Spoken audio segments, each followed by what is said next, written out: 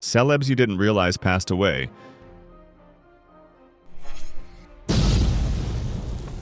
What if I told you that some of Hollywood's brightest stars are no longer with us, and you didn't even know it? These icons, who once commanded headlines and captivated millions, have quietly exited the stage. Join us as we unveil the surprising and heartbreaking stories behind the deaths of these forgotten celebrities.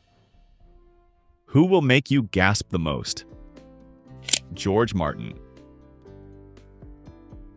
Sir George Martin, often referred to as the Fifth Beatle, was a pivotal figure in the history of popular music, a true innovator whose production genius shaped the sound of one of the most influential bands of all time. From their early hit Please Please Me in 1963 to the groundbreaking album Abbey Road in 1969, Martin's unparalleled production skills were integral to the Beatles' success, establishing him as far more than just a recording engineer. He was an essential collaborator and creative partner. Following the band's breakup, Martin continued to collaborate with former Beatles, including Paul McCartney and Ringo Starr, on their solo projects, and his production talents were sought after by a diverse array of artists, including Brian Wilson, Celine Dion, and Elton John, showcasing his versatility and lasting influence. Sir George Martin passed away on March 8, 2016, at the age of 90, leaving behind a legacy that will continue to inspire generations of musicians. Zsa Gabor. Zsa Gabor, a true Hollywood icon, was as renowned for her flamboyant personality as for her appearances in over 30 films, spanning a career that encompassed more than 6 decades. Embodying the glamour of Hollywood's golden age, Gabor was equally famous for her captivating presence and her unconventional personal life, notably her 9 marriages. Even at the age of 85, Gabor demonstrated remarkable resilience, surviving a serious car accident despite suffering lasting physical injuries. However, her indomitable spirit remained undiminished. Gabor, known for her playful ambiguity regarding her age, passed away on December 18, 2016, succumbing to heart failure at the age of 99, or, according to her own often stated preference, 75. Her enduring legacy continues to resonate throughout the world of entertainment, solidifying her status as a legendary figure whose influence on Hollywood remains undeniable. Fats Domino. Antoine Fats. Domino Jr., a native of New Orleans, was a highly influential and innovative musician whose work significantly impacted the landscape of popular music. His charismatic stage presence, exceptional instrumental skills, and soulful vocals resulted in an impressive run of more than 60 hits on the Billboard Hot 100 throughout the 1950s and 1960s. Among his many successes, Blueberry Hill stands out as perhaps his most celebrated song, reaching number 2 on the charts in 1956. Domino also achieved 9 number 1 hits on Billboard's R&B charts, further solidifying his status as a musical icon and highlighting the enduring appeal of his music. This legendary figure in music history passed away peacefully at the age of 89 on October 24, 2017. His influence continues to inspire musicians and music lovers to this day, ensuring his place as a pivotal figure in the history of popular music. If you like this video, please leave a number 9 in the comments below. Kirby Pucket. Kirby Pucket's impact extended far beyond his remarkable career on the baseball field. A beloved Minnesota Twins player, Pucket captivated fans with his vibrant personality and exemplary sportsmanship. His exceptional career, highlighted by 2 World Series championships, solidified his status as a legendary figure in baseball. However, his time in the sport was tragically cut short by the onset of glaucoma, forcing his early retirement. Further tragedy struck in 2006 when Pucket suffered a fatal stroke at the young age of 45. His death prompted heartfelt tributes, including a moving statement from then baseball commissioner Bud Selig, who noted, "He was revered throughout the country and will be remembered wherever the game is played." Pucket's enduring legacy rests not only on his exceptional athletic abilities, but also on the warmth and generosity of his spirit, leaving an indelible mark on the hearts of baseball fans and sports enthusiasts everywhere. Monty Hall. Monty Hall, a master of game show entertainment, achieved legendary status as the creator and longtime host of Let's Make a Deal. His engaging personality and showmanship transformed the program into a cultural phenomenon, famously encouraging contestants to wear their most outlandish costumes. Hall's keen understanding of show business propelled Let's Make a Deal to great success, captivating audiences from 1963 to 1990 with its blend of humor, suspense, and the excitement of unexpected choices and prizes. Even after the show was revived in 2009 with Wayne Brady as host, Hall's influence remained. He continued to provide creative input and made occasional guest appearances alongside Brady. Monty Hall's remarkable life and career came to an end on September 30th, 2017 at the age of 96 due to heart failure. He left behind a vibrant legacy of entertainment and the enduring appeal of his iconic game show. Robert Guillaume. Robert Guillaume was an iconic figure widely recognized in the 1970s. Cementing his status as a household favorite, he performed brilliantly as Benson Dubois on the popular series Soap. The character's resonance with viewers earned him a dedicated spin-off show, Benson. As he advanced his career, Guillaume shone brightly in the cult favorite Sports Night, further manifesting his extraordinary talent. Not halting at television, he endeared himself to a younger generation as the voice of Rafiki in Disney's monumental success, The Lion King. But on October 24, 2017, at 89, Guillaume succumbed to a long battle with prostate cancer. Although his physical presence is missed, the imprint he left in the realm of entertainment endures, ensuring he lives on in our collective memory. Tom Sizemore. Tom Sizemore, a prolific actor born in Detroit in 1961, left a significant mark on the film industry with an impressive filmography exceeding 200 credits. His early career saw notable roles in Oliver Stone's Born on the 4th of July, 1989, and Lock-Up, 1989, starring Sylvester Stallone, which helped establish him as a rising talent. However, it was his critically acclaimed performance in Steven Spielberg's Saving Private Ryan, 1998, that propelled him to wider recognition. Sizemore's role in this Oscar-winning film, which grossed over $217 million worldwide, cemented his status as a highly capable and versatile actor. Sizemore continued to work steadily throughout the 2000s and beyond. Tragically, he suffered a brain aneurysm at his home in Los Angeles in February 2023 and passed away the following month at the age of 61. His death is a significant loss to the film industry, leaving behind a lasting legacy of memorable performances. Robert Blake. Robert Blake, born in 1933, began his acting career as a child in the 1930s, performing with his family before landing a role in the popular Our Gang series, which later became known as The Little Rascals. Unlike many child actors, Blake successfully transitioned to an adult acting career, accumulating over 150 acting credits before his retirement in 1997. However, the latter part of his life was overshadowed by a tragic and highly publicized event. In the early 2000s, Blake was tried for the murder of his second wife, Bonnie Lee Backley, although he was ultimately acquitted of the murder charge. He was, however, found liable for her wrongful death and ordered to pay $30 million in damages to her children. This legal battle, combined with subsequent estrangement from his family and significant financial difficulties, led to a dramatic decline in his personal life. Blake passed away in March 2023 at the age of 89, succumbing to heart disease. His life, therefore, is a complex and ultimately tragic narrative, marked by both significant professional success and profound personal turmoil and legal battles. Annie Wersching. Annie Wersching, a gifted actress born in St. Louis in 1977, made a significant contribution to the worlds of fantasy and science fiction television.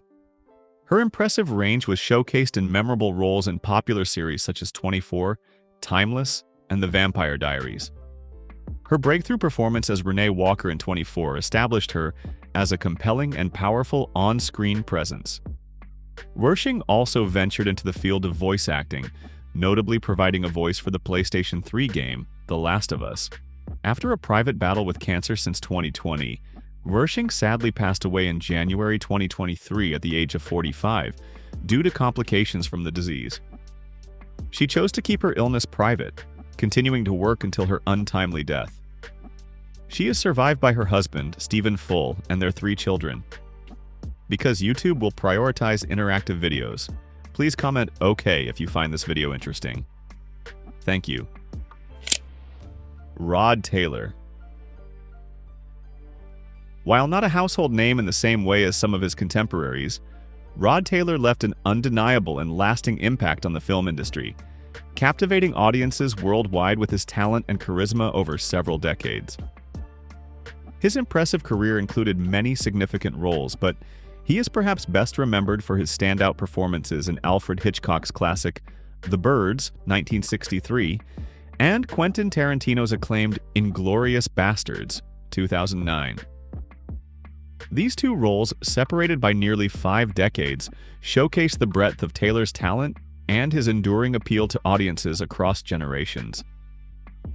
Inglourious Basterds marked a fitting and powerful culmination to his impressive career. Tragically, Rod Taylor passed away on January 7, 2015, just days before his 85th birthday, leaving behind a rich cinematic legacy that continues to be celebrated by film lovers and a noticeable absence in the landscape of Hollywood history. Craig Sager. Craig Sager, a longtime sideline reporter for TNT, became a much-loved figure in the world of sports broadcasting during his nearly 4-decade career. He was known for his flamboyant and brightly colored suits and his insightful, often probing interviews with players and coaches, capturing the excitement and drama of the games with a unique blend of professionalism and warmth. In late 2014, Sager received a devastating diagnosis of cancer, beginning a courageous 2-year battle against the disease. Tragically, he passed away on December 15, 2016, at the age of 65. Before his death, the NBA arranged for Sager to fulfill a long-held ambition by reporting on his first NBA Finals game. During this momentous occasion, basketball superstar LeBron James paid a heartfelt tribute to Sager, stating, "I'm happy to see you, man. Much love and respect, and I'm happy you were able to witness this in front of all these fans.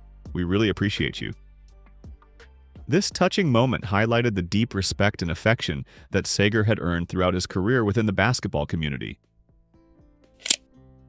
Adam Rich. Adam Rich, born in 1968, achieved significant success as a child actor, endearing himself to audiences as Nicholas Bradford in the popular ABC series 8 is Enough. His distinctive pageboy haircut and approachable demeanor earned him the affectionate moniker America's Little Brother. However, unlike some child stars who successfully transitioned to adult acting careers, Rich's later career consisted primarily of smaller roles in shows such as Dungeons & Dragons and Baywatch, with his last acting credit in 2003. He struggled with mental health issues and legal difficulties, leading to a decline in his career and extended periods in rehabilitation. Tragically, Rich was found deceased in his Los Angeles apartment in January 2023. A coroner's report indicated that he had been dead for several days. His untimely death serves as a poignant reminder of the challenges many child actors face as they transition to adulthood and the urgent need for greater support and understanding regarding mental health issues. Ben Masters. A testament to the idea that success knows no age limit is the life of Ben Masters, born in 1947. His acting career began later in life at 26 with a series of minor roles preceding his significant breakthrough in the 1975 television series, The Week of Fear. His subsequent work included appearances in various television shows and films, among them Walker, Texas Ranger. Yet, it was his unforgettable portrayal of Julian Crane in the NBC soap opera Passions that truly cemented his place in the hearts of many viewers, garnering him multiple Soap Opera Digest Award nominations. After Passions ended in 2008, Masters chose to withdraw from the public eye. Tragically, complications from COVID-19 led to his death in January 2023.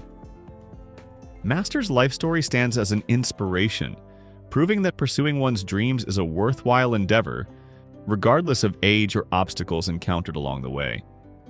His exceptional performances, particularly in Passions, continue to be appreciated and remembered by devoted fans.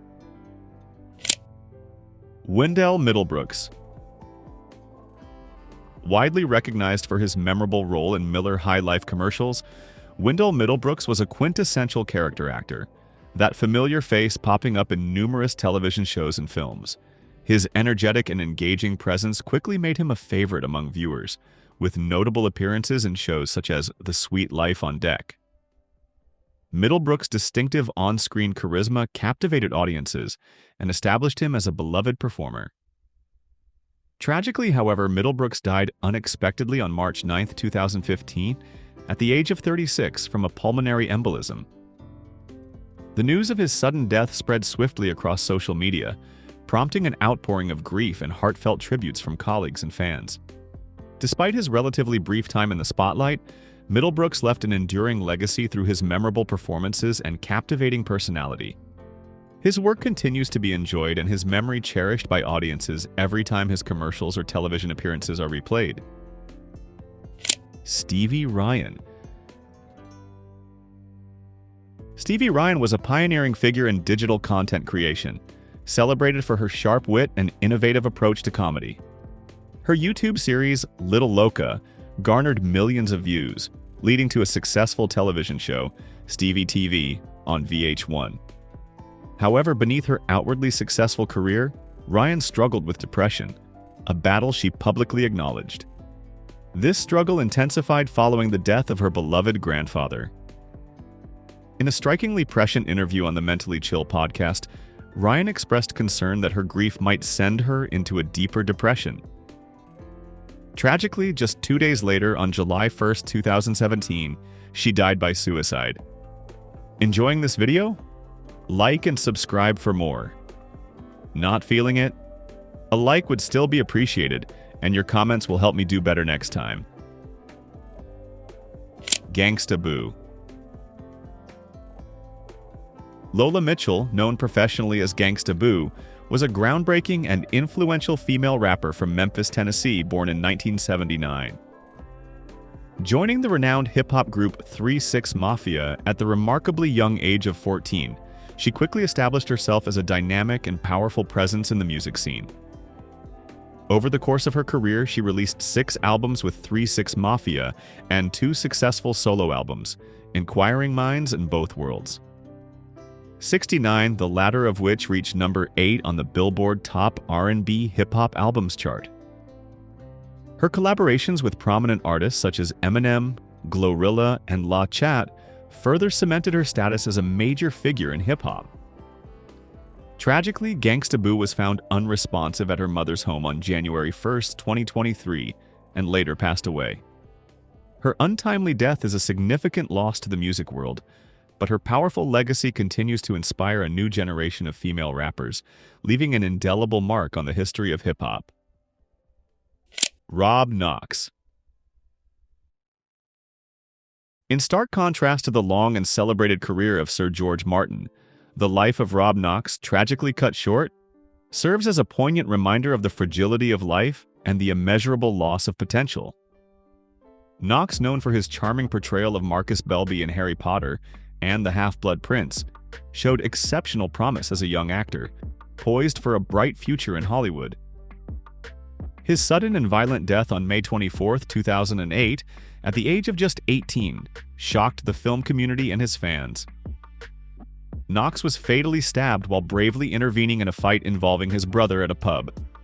His attacker, Carl Bishop, was subsequently sentenced to life imprisonment. The film's cast wore white ribbons at the premiere of Half-Blood Prince, in a moving tribute to the young actor, a powerful symbol of grief and a testament to the bright future tragically extinguished far too soon. Talia Joy Castellano. Talia Joy Castellano was far more than just a beauty enthusiast. She became a powerful symbol of resilience and courage in the face of adversity.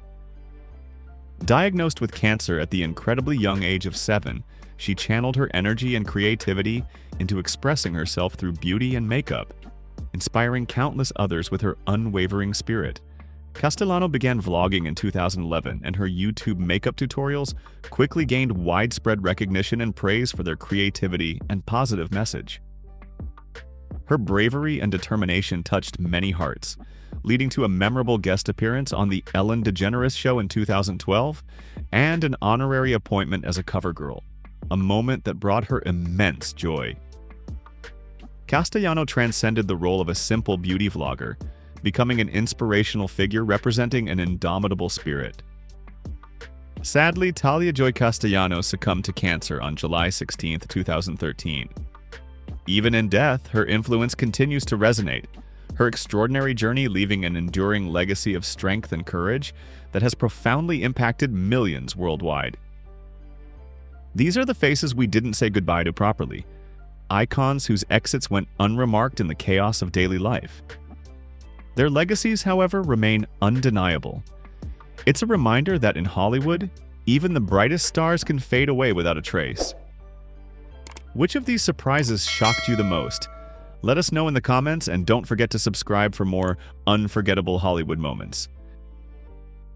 Performers who DLED in front of their audiences. Have you ever considered the possibility of a performance concluding with a performer's death? In this captivating video, we delve into the stories of 5 entertainers who tragically lost their lives on stage, leaving audiences in disbelief. We will uncover the shocking accounts of unfortunate events that transformed performances into chilling reminders of life's fragility. Join us as we explore these haunting incidents where life's unpredictable nature was captured live, leaving a lasting impact on those who witnessed them. Don't miss this exploration into the unexpected tragedies that can occur during live performances. Irma Boule. In April 2016, a 29-year-old Indonesian pop singer and mother of 3 named Irma Boule took the stage for what would be her final performance. Known to loved ones as Inang, Irma had risen to local fame within the competitive dangdut music scene through her captivating and risky snake dance performances. During this particular show in a small village in West Java, she incorporated a king cobra named Rianti into her act, a snake whose venom glands were intact and potent. As the performance began, the audience watched, mesmerized, as Irma sang and danced with the cobra draped over her shoulders. While her usual acts involved non-venomous pythons with secured mouths, this time was different. Rianti was a venomous snake with an unsealed mouth, escalating the danger significantly.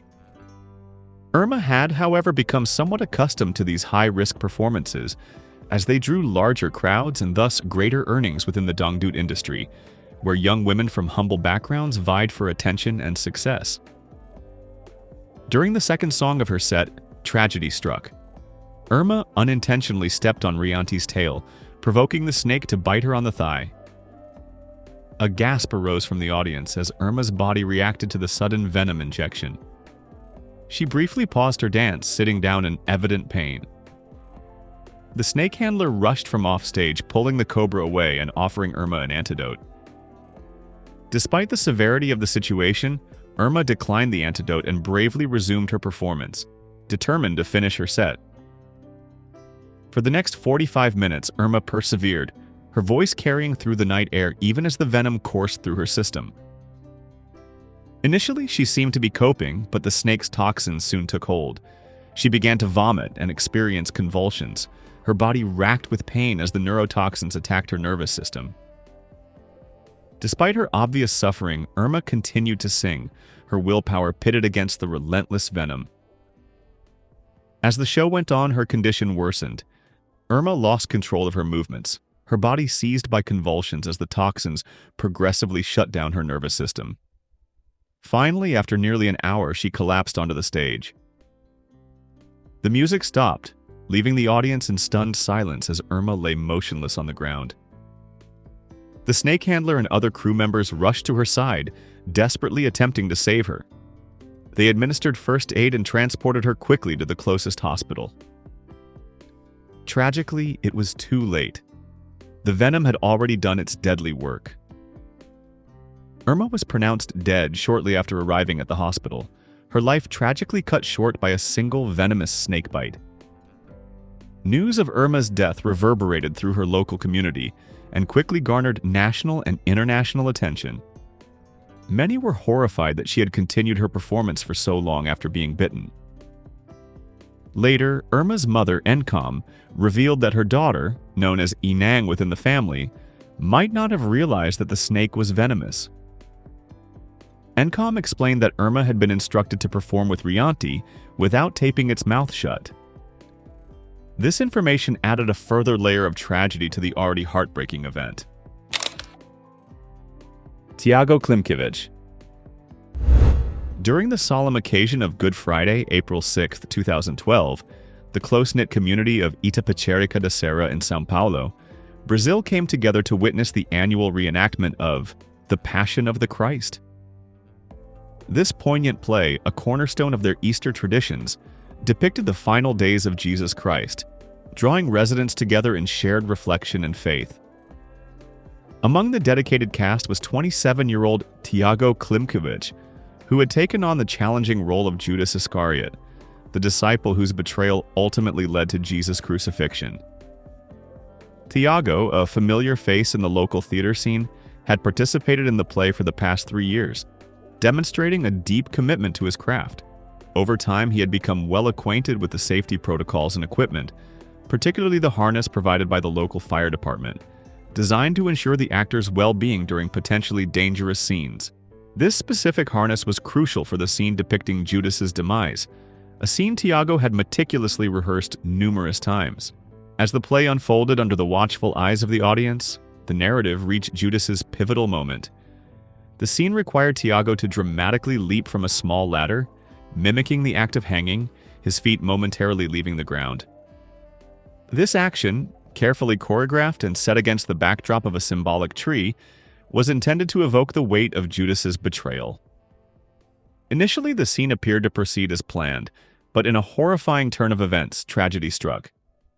When Thiago jumped from the ladder, his safety vest, concealed beneath his robe, unexpectedly shifted out of place. Instead of acting as a protective measure, the vest tightened around his neck, tragically constricting his airway and cutting off his oxygen supply.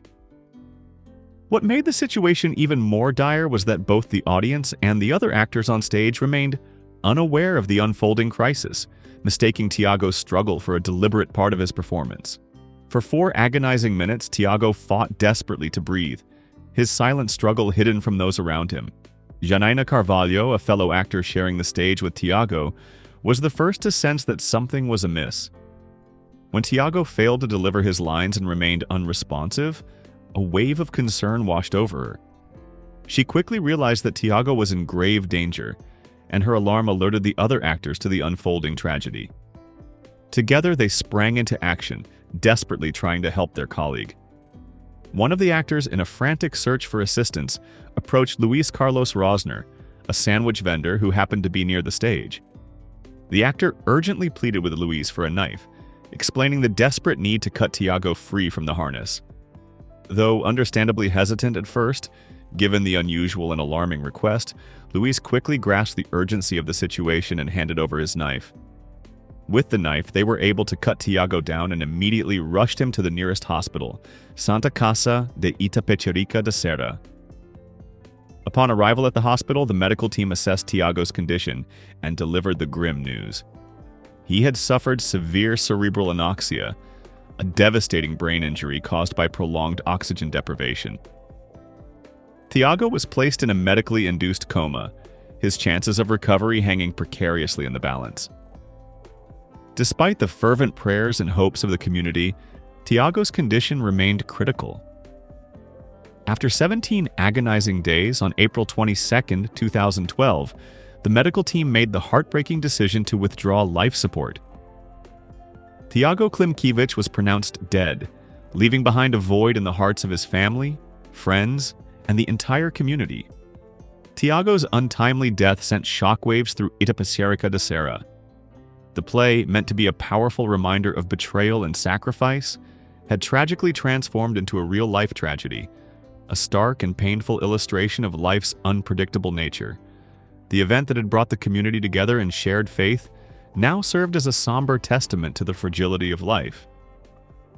In the wake of the incident, an investigation was launched to determine the cause of the fatal accident. The harness and rope used in the performance were sent to the Criminal Institute of Sorocaba for thorough examination. Leading the investigation was police investigator Jose Victor Bassetti, who noted a puzzling detail. The equipment had been borrowed from the local fire department and had been used without incident in previous years' performances. This raised a crucial question. What had gone wrong this time? Investigators meticulously explored several possibilities. They examined whether the rope's knot had been tied incorrectly, potentially contributing to the malfunction of the harness. Another theory focused on the possibility that material from Thiago's costume might have become entangled in the harness, causing it to tragically tighten when he jumped. The investigation aimed to shed light on the specific circumstances that led to Thiago's death, but definitive answers remained elusive. Share your condolences for Thiago's tragic passing. Comment with RIP to pay your respects. Leslie Cameron Harvey. On May 3, 1972, the music world was struck by tragedy when 27-year-old Scottish guitarist Leslie Cameron Harvey lost his life during a live performance. Harvey, a pivotal member of the band Stone the Crows, was playing at the Top Rank Suite in Swansea, Wales when a fatal accident cut his career and life short. Born in Glasgow, Scotland on September 13, 1944, Leslie Harvey was immersed in music from a young age, following in the footsteps of his older brother musician Alex Harvey. Though he had the chance to join the renowned band The Animals, Leslie opted to remain with his brother's group, the Alex Harvey Soul Band. He later became part of the Blues Council, but tragedy struck in 1965 when their tour van crashed, resulting in the deaths of 2 band members and the subsequent disbanding of the group. In 1969, Leslie joined the band Cartoon and toured the United States, opening for major acts like Led Zeppelin and Spirit. He even contributed his guitar skills to a solo album by Maurice Gibb of the Bee Gees, an album that remained largely unreleased. That same year, he co-founded Stone the Crows, with Peter Grant managing them alongside the iconic band Led Zeppelin. The night of May 3, 1972 took a devastating turn at the Top Rank Suite. During the performance, Leslie reached for a microphone that was not properly grounded while still holding his guitar. This action created a deadly electrical circuit, sending a powerful surge of electricity through his body. He collapsed on stage, and despite immediate attempts to separate him from the guitar and summon an ambulance, Leslie was declared dead upon arrival at the hospital. His sudden and shocking death reverberated throughout the music industry, bringing the crucial issue of electrical safety to the forefront. Venues began to enforce stricter safety regulations, and equipment manufacturers implemented improvements to prevent similar accidents from happening again. Leslie's untimely passing left a deep void in the lives of his family and bandmates. His brother Alex, deeply affected by the loss, continued his music career, but Leslie's absence was keenly felt. Stone the Crows, despite performing for a period after Leslie's death, ultimately struggled to carry on without their talented guitarist and eventually disbanded. Gard Gio. On June 29, 2013, tragedy struck during a performance of Cirque du Soleil's Ka at the MGM Grand in Las Vegas. The audience, captivated by the intricate choreography and awe-inspiring acrobatics, watched as seasoned performer Gard Gio took to the stage. A 31-year-old Parisian with over 20 years of experience, Sarah was a beloved member of the Ka cast since 2006, respected by her fellow performers and the students she mentored. As the show approached its grand finale, the performers prepared for a dramatic battle scene set on a vertical stage, a complex sequence requiring absolute precision and trust in the safety equipment. During this scene, Sarah was being lifted high above the stage when disaster unfolded. The wire rope responsible for hoisting her snapped, sending her plummeting nearly 100 feet into a hidden area below, out of sight of the horrified audience. At first, many spectators assumed the fall was a planned part of the performance. However, Sarah's desperate cries during her descent, combined with the visible shock and distress of the other performers, quickly revealed the horrifying truth of the accident. The show was immediately stopped, and the audience was informed that the performance had ended, offering them refunds or vouchers for future shows. Sarah was rushed to a nearby hospital, but tragically, she was pronounced dead at 11:43 p.m. Her death marked the first onstage fatality in Cirque du Soleil's 30-year history, a devastating blow to the company and the entire entertainment industry. In the wake of this tragedy, Cirque du Soleil's founder, Guy Laliberté, issued a statement expressing his deep sorrow over Sarah's passing, recognizing her immense talent and unwavering commitment to her craft. Performances of Ka were suspended while investigations into the incident began. The Nevada Occupational Safety and Health Administration, OSHA, launched an inquiry to determine the cause of the accident. Their findings revealed a combination of inadequate training and a malfunction in the safety equipment that led to Sarah's fatal fall. The wire rope that had snapped during her rapid ascent had become dislodged from a pulley and rubbed against a sharp edge, ultimately causing it to break.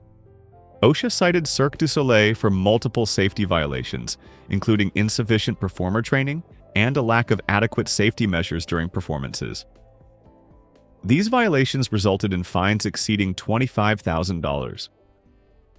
The MGM Grand, where the accident occurred, also received a $7,000 fine for exposing its employees to unsafe working conditions. The investigation into Sarah's death shed light on the heartbreaking circumstances surrounding her passing.